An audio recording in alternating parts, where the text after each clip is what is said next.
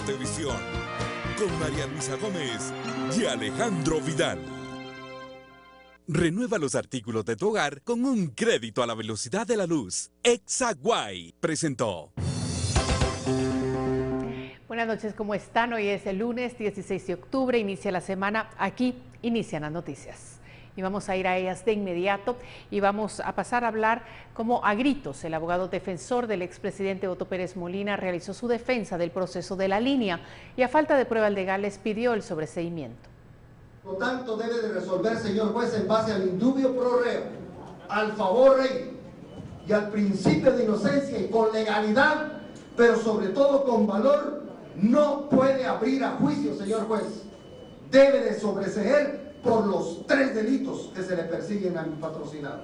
Pidió el cierre de este proceso porque la acusación es ilegal, dijo el abogado César Calderón en defensa del expresidente Otto Pérez Molina. Dice la CICIG que tuvo como fuentes de información las siguientes: el expediente fiscal, las interceptaciones telefónicas, las actas de allanamiento, los informes de CICIG, declaraciones de Salvador Estuardo González cuando no era colaborador eficaz. No son delitos graves y no se necesitaba interceptación de llamadas telefónicas porque no son de mayor riesgo. Señaló que no hay justificación de la medida.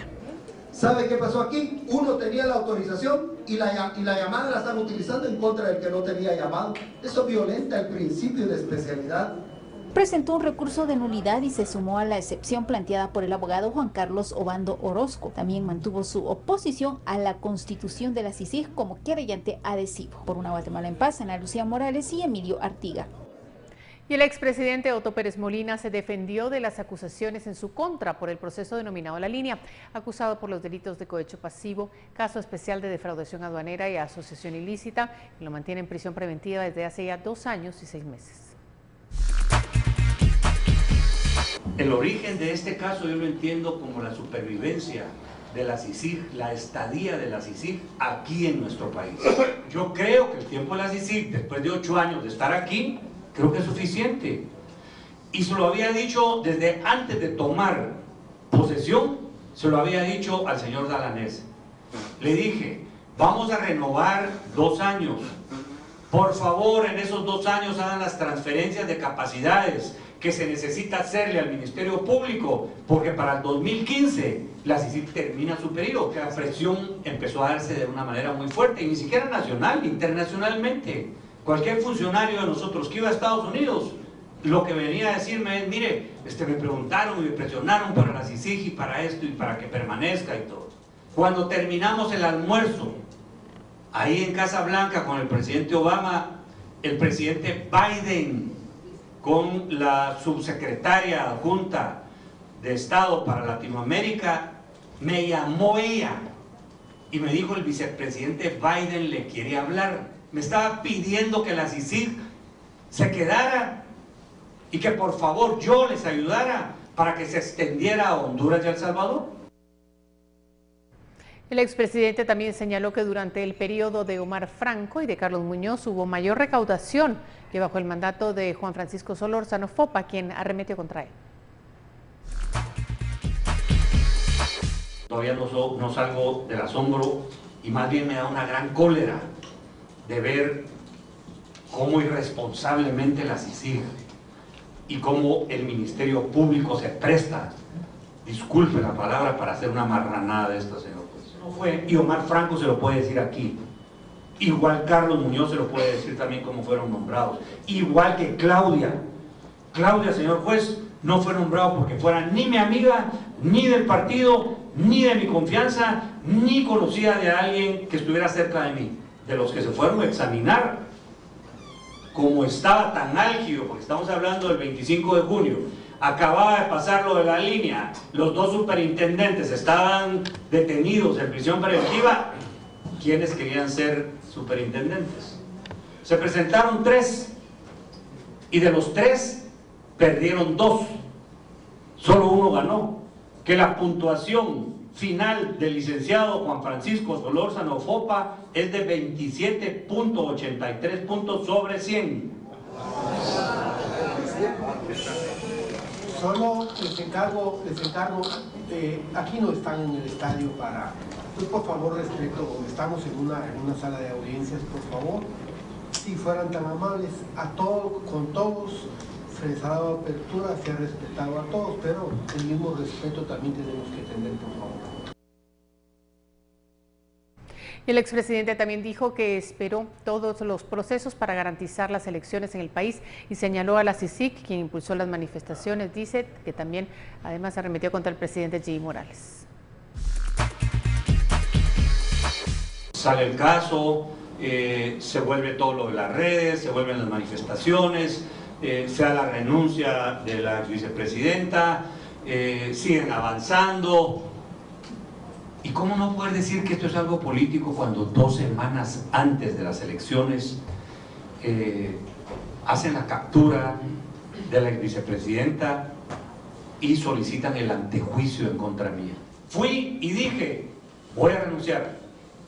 No puede haber aquí que quiten el antejuicio, que después me manden a prisión preventiva y siga siendo presidente. Lo hubiera podido hacer. Pero qué vergüenza para el país, ¿no? Qué vergüenza tener a un presidente señalado, o por lo menos aún respetando la presunción de inocencia, pero que yo me haya querido aferrar al puesto y quedarme.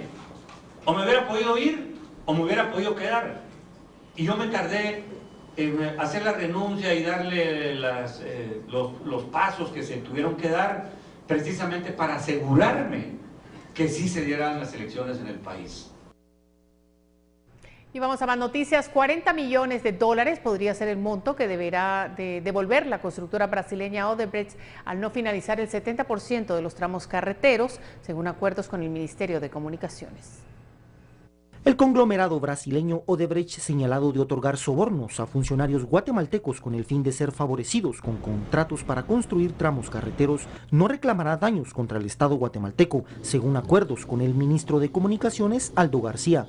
2 caminos marcan el futuro de estos contratos. Por un lado, el trámite podría tardar 1 año y medio, pero el país podría beneficiarse de al menos 40 millones de dólares que el conglomerado brasileño deberá devolver. Por el otro camino, el Ministerio Público deberá de continuar investigando y deducir responsabilidades a funcionarios involucrados. Primero se forma la Junta de Liquidación, la Junta Liquidadora, hay que formarla, eso lo hace la Dirección General de Caminos y posteriormente se entra en una fase de liquidación, eso demora aproximadamente 1 año, año y medio, y ahí se procede a hacer las cuentas y hacer las reclamaciones. Vamos a solicitar dentro de la liquidación todos los trabajos que no efectuaron, que venga de vuelta la plata. La comisión liquidadora que se conforme deberá de establecer los montos y los costos que Odebrecht deberá de reintegrar por dejar inconclusos cientos de kilómetros de tramos carreteros en el interior del país, ya que Guatemala pagó un 75% de la obra y el avance físico del proyecto fue de 30%. Esto podría abrir la puerta de un non bis in idem o ser acusado 2 veces por un mismo delito, lo que podría beneficiar, ya que devolvería los 40 millones y no existiría delito alguno. El Ministerio de Comunicaciones ya posteó la licitación, con lo que se podría continuar la construcción de 94 kilómetros del tramo carretero que conduce del puesto de cuarentena en Suchitepeques hasta la frontera con Tecunumán. Por una Guatemala en paz, Cristian Martínez y Silvia López. Bueno, para comprender un poco mejor el tema de Odebrecht y sus repercusiones en nuestro país, vamos a hablar en este momento con Omar Barrios, director del Centro de Estudios de Derecho. Muy buenas noches, gracias por estar con nosotros. Y si nos pudiera usted explicar de alguna manera qué es lo que el gobierno debe precisamente demostrar, de explicar del acuerdo con la empresa Odebrecht para liquidar el contrato de esta carretera que no se concluyó. Buenas noches. El gobierno tendría que mostrar una transparencia absoluta realmente en el acuerdo al que vaya a llegar entre la autoridad del Ministerio de Comunicaciones y el contrato administrativo que se tiene con Odebrecht. Pero es más preocupación aún saber cómo va el gobierno a solucionar el contrato de financiamiento que está celebrando entre el Ministerio de Finanzas Públicas y entre la entidad o banco brasileño y otra entidad internacional, porque esto va de la mano. Puede ser que el contrato de Odebrecht en cuanto a la ejecución